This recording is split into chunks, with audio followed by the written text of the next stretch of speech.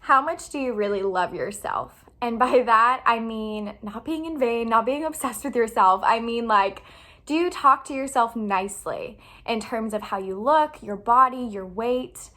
Do you take care of yourself in terms of rest, honoring the Sabbath, or a rest day every week? Do you slow down ever?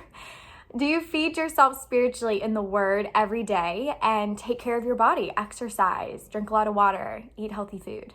And are you confident in who you are and who God has made you to be uniquely in His image? Or are you living in insecurity and fear? Yes or no to those questions. I hope that what I'm about to share with you from the Bible and will just encourage you, because I see in my life how my own insecurity and fear and not loving myself has actually stemmed from not fully understanding God's love. You truly embrace and know how much God loves you and that He died for you, you are truly capable of learning how to love yourself. And so if you're struggling with this, it can stem so much deeper in not really understanding that God loves you so deeply and so immensely. And that could be why you're struggling with loving yourself. How do you love yourself fully, right? If you said no to all of those questions, nope, I don't love how I look. Nope, I don't get in the Word and feed myself spiritually. Nope, I don't value who I am. I'm not confident. How do you begin to love yourself fully, right? Is the question you want to ask yourself.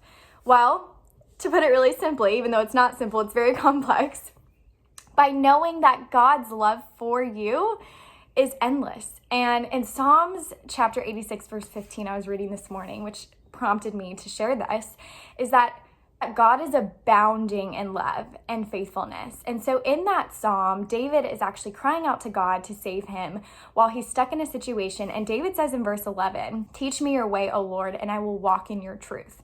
And then down in verse 15, we see the ways of the Lord that David is talking about. It says, "But you, O Lord, are a compassionate and gracious God, slow to anger, abounding in love and faithfulness." And so abounding means existing in or providing a great or plentiful quantity or supply.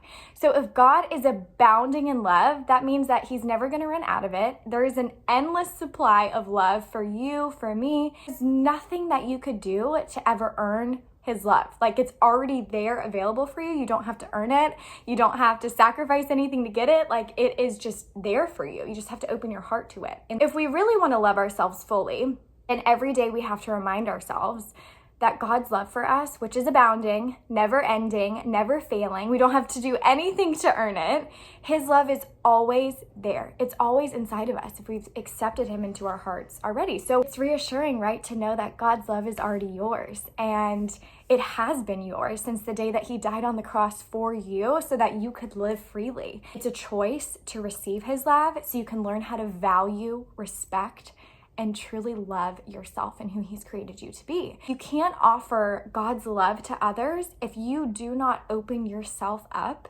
to receive His love, right? You can't pour out what you are not receiving. And so you've never received Jesus into your heart. Of course, my messenger on Instagram is always open here for you to reach out, and I'd love to walk you through making that decision, the best decision you could ever make in your life, which is receiving God's love for you and accepting Him into your heart.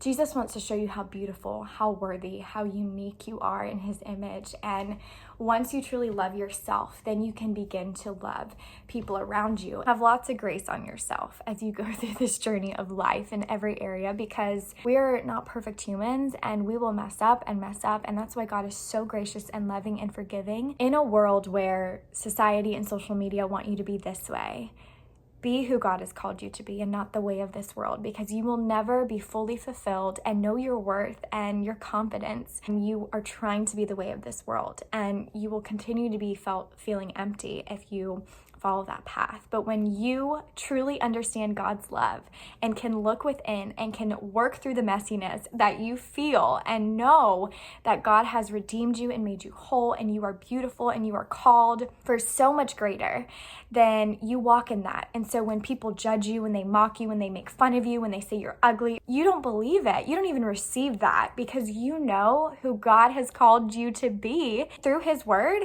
and that you're unique in Him and set apart for a specific calling and purpose. Dig deep.